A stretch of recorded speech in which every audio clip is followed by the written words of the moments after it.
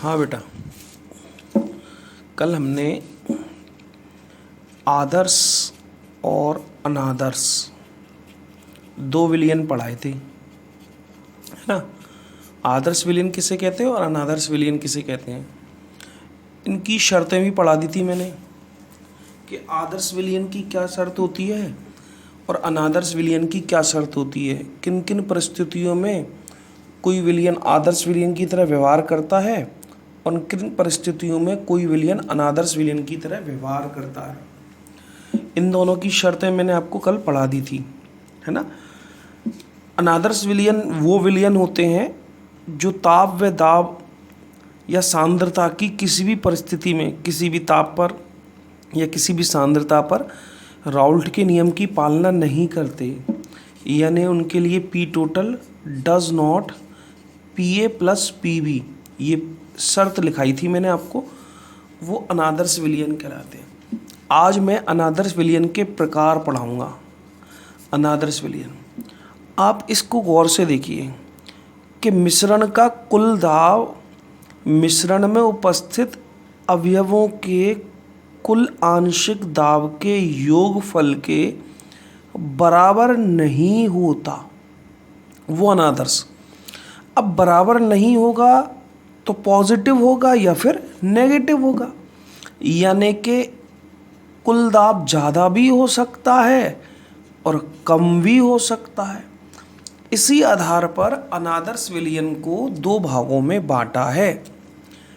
पहले अनादर्श विलयन वो हैं राउल्ट के नियम से धनात्मक विचलन प्रदर्शित करने वाले, जो राउल्ट के नियम से धनात्मक विचलन प्रदर्शित करते हैं वो अनादर्श विलयन, और दूसरे हैं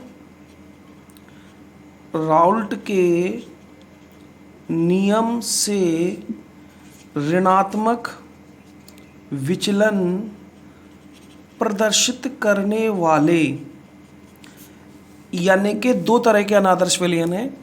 पहले जो राउल्ट के नियम से धनात्मक विचलन प्रदर्शित करते हैं, दूसरे जो राउल्ट के नियम से ऋणात्मक विचलन प्रदर्शित करते हैं। यही हम पढ़ेंगे अनादर्श विलयन के दो प्रकार। पहले राउल्ट के नियम से धनात्मक विचलन प्रदर्शित करने वाले, पॉजिटिव विचलन, धनात्मक विचलन वाले। दूसरे ऋणात्मक विचलन वाले। अनादर्श विलयन के दो प्रकार, धनात्मक विचलन वाले और ऋणात्मक विचलन वाले। अब धनात्मक विचलन, राउल्ट के नियम से धनात्मक विचलन प्रदर्शित करने वाले कौन से होते हैं, सुनिएगा। ऐसे विलयन जिनका कुल दाब विलयन में उपस्थित प्रत्येक अवयव के आंशिक दाब के योगफल से ज़्यादा होता है, उनको धनात्मक विचलन प्रदर्शित करने वाले अनादर्श विलयन कहते हैं। और वह विलयन जिनका कुल दाब, कुल वाष्प दाब विलयन में उपस्थित प्रत्येक अवयव के आंशिक दाब के योगफल से कम होता है, उसको कहते हैं ऋणात्मक विचलन प्रदर्शित करने वाले। यहाँ विलयन का कुल दाब विलयन में उपस्थित अवयवों के आंशिक दाब के योगफल से ज़्यादा होता है, और यहाँ जो अनादर्श विलयन है उनका कुल वाष्प दाब विलयन में उपस्थित प्रत्येक अवयव के आंशिक दाब के योगफल से कम होता है। अब आपसे कोई शर्त पूछ ले, ये तो परिभाषा है ना। शर्त क्या है, धनात्मक विचलन की और ऋणात्मक विचलन की शर्तें क्या हैं, कौन से तो धनात्मक और कौन से, वो कौन कौन से विलयन है, उनमें कौन कौन सी शर्त होनी चाहिए। तो पहली शर्त तो मैंने लिख दी कि P total greater than P A plus P A, या फिर P A greater than P A greater than P naught या डॉट एक्स ए, या P B greater than P naught dot X B. ये Raoult का नियम है। P A greater than P A naught X A और P V greater than P V naught X X B. ठीक है, यहां अगर देखेंगे तो P A less than P A naught X A या P B less than P B naught X B, ये पहली शर्त धनात्मक और ऋणात्मक के लिए। दूसरी शर्त, यहां del V mixture greater than zero, यानी अवयव ए को बी में मिलाने पर जो बना विलयन है उसका आयतन अवयवों के कुल आयतन के योगफल से ज़्यादा होना चाहिए। माना मैंने 5 लीटर अवयव ए मिलाया और 10 लीटर अवयव बी लिया, दोनों को मिलाने पर आयतन 15 लीटर बना, तब तो वो आदर्श। अगर 15 से ज़्यादा बन गया तो वो धनात्मक विचलन वाला, और अगर 15 लीटर से कम बना तो वो ऋणात्मक विचलन वाला होगा। यहाँ शर्त del V mixture less than zero होगी, यहाँ ग्रेटर देन होगा, यहाँ विलयन का आयतन अवयवों के आयतन से अधिक होगा, यहाँ अवयव ए को बी में मिलाने पर जो विलयन बनेगा, मिश्रण बनेगा, उनका जो कुल आयतन होगा वो अवयवों के आयतन से कम होगा। समझ में आती है? तो इनको धनात्मक विचलन, इसको ऋणात्मक विचलन। तीसरी शर्त, del H mixture greater than zero, और यहाँ del H mixture less than zero. इसका अर्थ क्या होता है वो समझिए।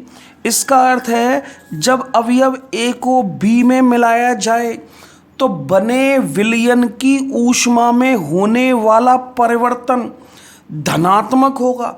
जीरो से ज़्यादा यानी डेल एच का मान पॉजिटिव होगा, और पॉजिटिव अगर होगा तो अभिक्रिया ऊष्मा शोषी होगी, यानी जब अवयव ए को बी में मिलाया जाएगा तो जो विलयन बनेगा या मिश्रण बनेगा उसमें अवयव ए को बी में मिलाने पर वो ऊष्मा शोषी प्रक्रम होगा। वहाँ डेल एच का मान पॉजिटिव होगा, del H mixture greater than zero होगा, अभिक्रिया ऊष्मा शोषी होगी। अगर del H mixture less than zero, अब जीरो से कम यानी नेगेटिव होता है, और नेगेटिव होगा तो ऊष्मा छेपी अभिक्रिया होगी, मतलब अवयव ए को बी में मिलाने पर जो अभिक्रिया होगी वो ऊष्मा छेपी होगी, क्योंकि यहाँ del H mixture less than zero है। आती है बात समझ में? 3 शर्त बता दी मैंने धनात्मक और ऋणात्मक की, यहाँ सब ग्रेटर देन है, वहाँ सब लेस देन है। चौथी शर्त, ए व B greater than A B. ठीक है, ए व B less than A B. इसका अर्थ यानी कि वह विलयन जिसमें विलय व विलायक के मध्य लगने वाला आकर्षण बल, विलय व विलायक के मध्य लगने वाले आकर्षण बल से कम होना चाहिए, वो विलयन धनात्मक विचलन प्रदर्शित करेंगे। यानी ऐसे विलयन जिसमें विलय व विलायक के मध्य लगने वाला आकर्षण बल विलयन में उपस्थित विलय व विलायक के मध्य लगने वाले आकर्षण बल से अधिक होना चाहिए। और वह विलयन जिसमें विलय व विलायक, ये विलय मान लो, इसको विलायक मान लो, तो विलय व विलायक के मध्य लगने वाला आकर्षण बल विलय व विलायक के मध्य लगने वाले आकर्षण बल से कम होना चाहिए, तब वो ऋणात्मक विचलन करेगा, ज़्यादा होगा तो धनात्मक। तो सीधी सी बात है जो आदर्श विलयन और अनादर्श विलयन की शर्तें पढ़ाई थी ना मैंने, उसमें अगर ग्रेटर देन कर दोगे ना सारी चीज़ तो वो धनात्मक, और उसमें अगर लेस देन कर दोगे तो वो ऋणात्मक विचलन प्रदर्शित करेंगे। समझ में आती है आपको? धनात्मक और ऋणात्मक विचलन प्रदर्शित करने वाले ये वो उदाहरण लिए मैंने। धनात्मक, इनमें अंतर आता है, तो आप यही शर्त तो अंतर है, दोनों के अंदर जो शर्त है वही अंतर है कि इसमें कुल आयतन जो कुल दाब है वो अवयवों के आंशिक दाब से अधिक होता है या कम होता है, या सब चीज़ अधिक होती है या कम होती है। इनका अर्थ आपको आना चाहिए कि sir del V mixture greater than zero का अर्थ क्या है, del H mixture greater than zero का अर्थ क्या है। तो अर्थ मैंने बता दिया कि अवयव ए को बी में मिलाने पर अभिक्रिया ऊष्मा शोषी होनी चाहिए, क्योंकि डेल एच का मान पॉजिटिव होता है, अर्थात ऊष्मा का अवशोषण होगा। यहाँ ऊष्मा उत्सर्जित होगी क्योंकि डेल एच का मान नेगेटिव है, अर्थात ये प्रक्रम ऊष्मा क्षेपी होगा, ये ऊष्मा शोषी होगा। और चौथी शर्त आपके सामने है, ये है आदर्श और अनादर्श विलयन। अनादर्श विलयन के दो प्रकार मैंने पढ़ा दिए, धनात्मक और ऋणात्मक। अब इन दोनों के ग्राफ पढ़ेंगे, उदाहरण आपको याद रखने हैं, मैं आपको नोट्सों में सेंड कर दूंगा कौन कौन से उदाहरण हैं, इसके कौन से एग्जाम्पल हैं और इसके कौन से उदाहरण हैं और आदर्श के कौन से उदाहरण हैं, क्योंकि हमसे उदाहरण पूछ लेता है। एक आदर्श या अनादर्श विलयन का उदाहरण दीजिए तो हमसे उदाहरण पूछ लेगा वो, तो हमें उदाहरण याद रखने हैं। ग्राफ मैं अगले वीडियो में पढ़ाता हूँ कि इसका ग्राफ क्या है और इसका ग्राफ क्या है, ठीक है।